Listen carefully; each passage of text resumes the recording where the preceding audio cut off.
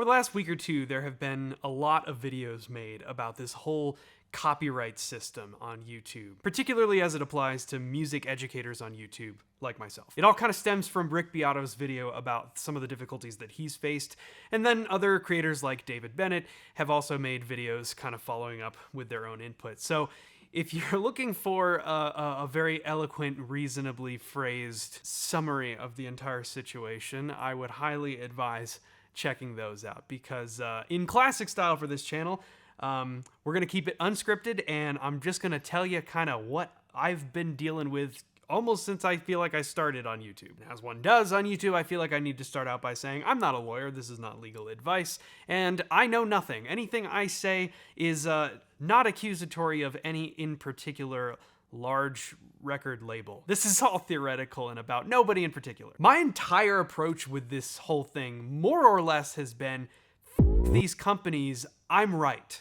Now, it's a little more eloquent than that. Honestly, it's not entirely more eloquent than that, maybe a little bit. But look, here's the deal. Here's what happens. Every single video that I make, generally speaking, I'm using copyrighted material. The vast majority of the time, that video gets claimed by the copyright owner, which, by the way, it doesn't even always seem like it is the copyright owner, because it feels like half the time it says some massive record label on behalf of some other I have no idea how it even works. Somebody claims the video because there's this system in place that YouTube has built that essentially allows these record labels to collect money for free with absolutely no possible repercussions on their part. A lot of this can start from the Content ID system where it's picked up automatically, but most of my claims on my videos are manual, which means that people who are employed by these companies go through my videos with a fine-tooth comb looking for anything that they could potentially just throw a claim on. If they hear anything at all that is owned by them, whatever that means, then they can throw a claim on the video. Now, let me tell you where this whole thing stems from, okay? As I said in the beginning of this video, I'm right. And I know that I'm right because I have studied the wording of exactly how fair use applies in so many different circumstances. I am familiar with the legal precedent that has been set by various court cases surrounding this, even specifically on YouTube with the Ethan Klein case from years ago that made a bunch of headlines at that time. I know that I'm using content in a way that satisfies the requirements of fair use. And you'll notice, if you listen to any of the intros or outros of my videos, I don't use the subject material that I'm talking about. I literally only use it when I am explicitly teaching about it or showing it for demonstration purposes or whatever else within the bounds of fair use. I don't even use it for intros and outros because at that time, yes, I'm talking about it, but I'm not directly talking about it in a way that's like, see here, listen to this. No, it's in the background. And that is even, I'm like, ooh, that could get into weird territory where they could say, well, no, you're not talking about it at that point. That has happened to me. So I'm very careful in terms of how much I use content, or the specific use cases rather. And because of that, like, I'm right, you. Okay, so that's where I start for all these things. So I get a claim on a video. I file a dispute. My dispute, I'm assuming that no human being, maybe a human, is looking at this dispute, but in the vast majority of cases, I'm just assuming that it's just a robot of some kind that just automatically rejects the dispute. I've never in my life won a dispute. Actually, that's not true. I've won a dispute like once or twice. I don't even know why. But here's the thing. The dispute, which is that initial thing, and as David Bennett pointed out, this can be very scary because YouTube makes it all big and scary with the wording that they use.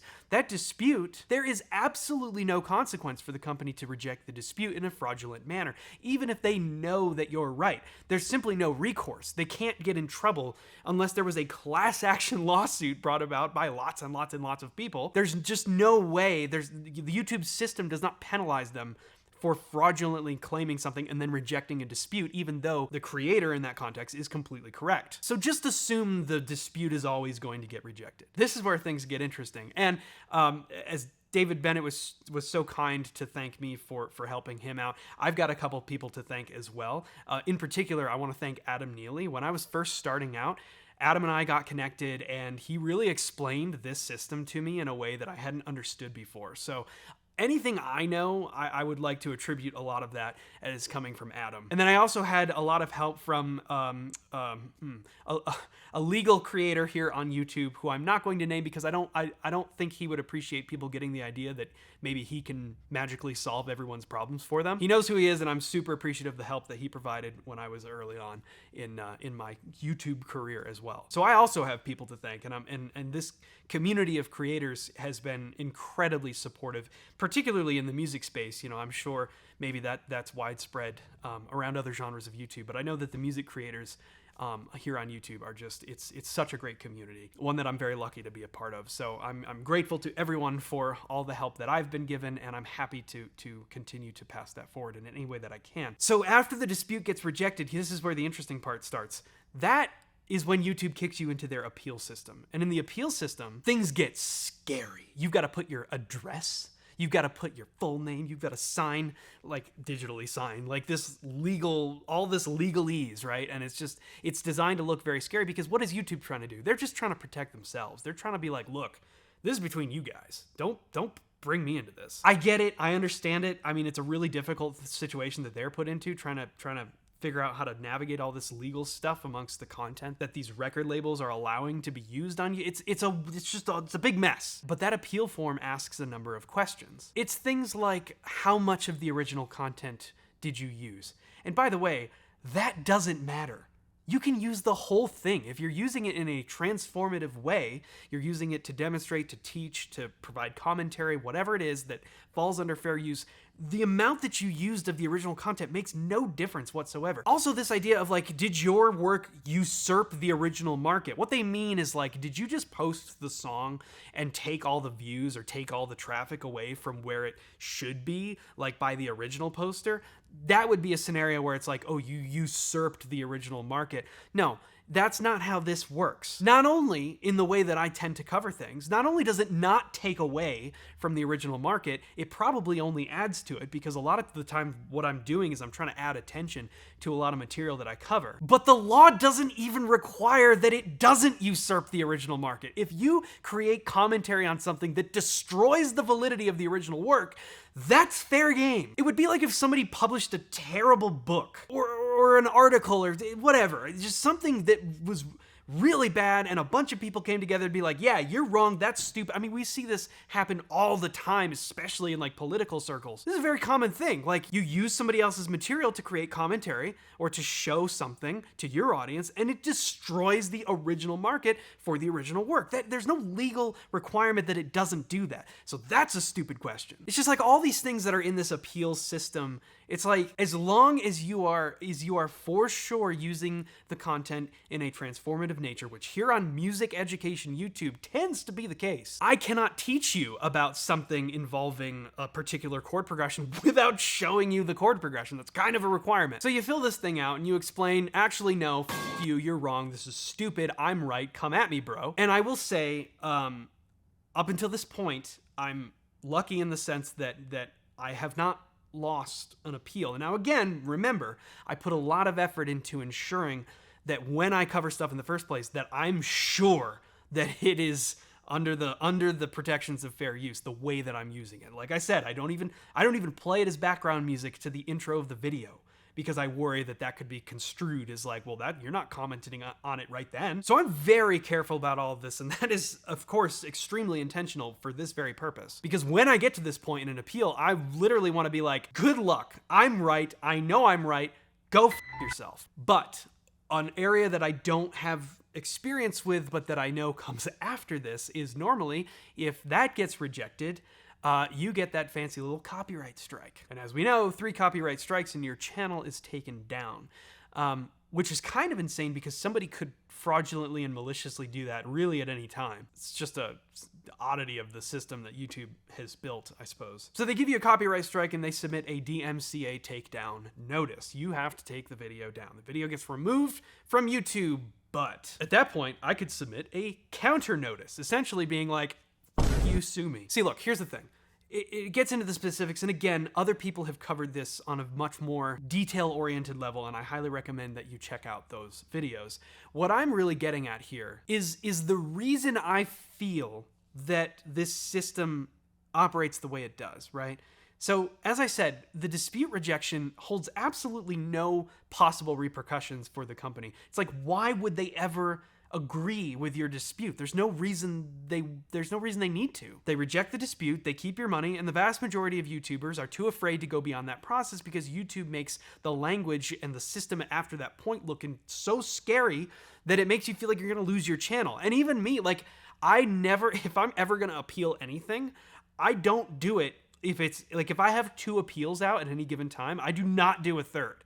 Because I'm like, well, what if all of these came back and I got 3 strikes just like that? So I do my best to like not to not run that risk. But it's kind of insane that that risk exists in the first place, because here's the thing. My estimation of this whole system is that, why have I won the appeals? Why do things typically get dropped at that point? Now, again, I will reiterate that I am very careful. I think other people have gotten strikes. There might be an argument there sometimes. I'm not sure. I'm sure that there's still, fraudulent claims and takedowns going on and stuff like that. But I want to continue to reiterate how careful I am, because I'm very confident in the way that I use material. And I've got a lot of practice doing it. I've been doing this for over 6 years now, which is insane. But I believe that I typically win at that point, because the last thing that these companies want to do is jeopardize this nice little system they've got going on, where they can just collect money from creators who are too scared to fight them all the way. Because what would happen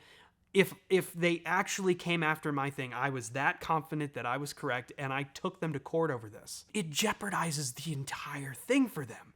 Because the second that a court finds in my favor, now legal precedent is established and this whole system comes tumbling down for them. If there's one thing that they don't want, it is that. So if there's a few YouTubers here and there that have figured out that they can fight this thing, that they know they're right, and that they're not going to back down, okay, we'll let them go, because we know the vast majority of people will not fight us that far, and we can just collect their money, and we got a nice little revenue source there. And in all reality, a lot of people are probably using content in a way that isn't protected by fair use. I can't tell you the number of times I see things posted on you just not making money from it is not the same thing as, well, I'm not making money, so it's fair use. That's not how that works at all. I have seen a lot of that, and like, that's not gonna work. So there are situations in which I think people maybe have a misunderstanding of what the actual law says. There are people who can explain the law far more in depth and more accurately than I can, so I will not attempt to butcher it here. The important thing to know is just that I'm extremely careful in how I use content, and because of that, I'm very confident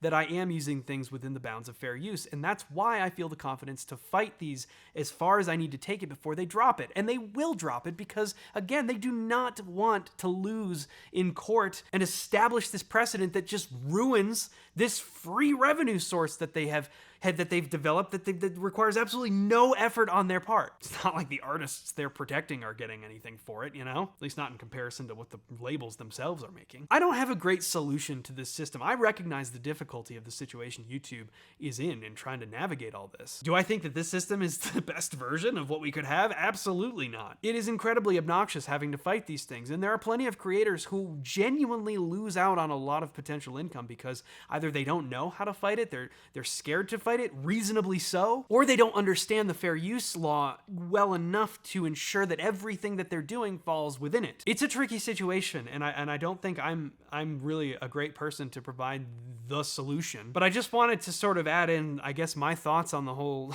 situation and kind of offer a little bit of maybe a little more ruckus approach to it, and that's just kind of been my thing this whole time.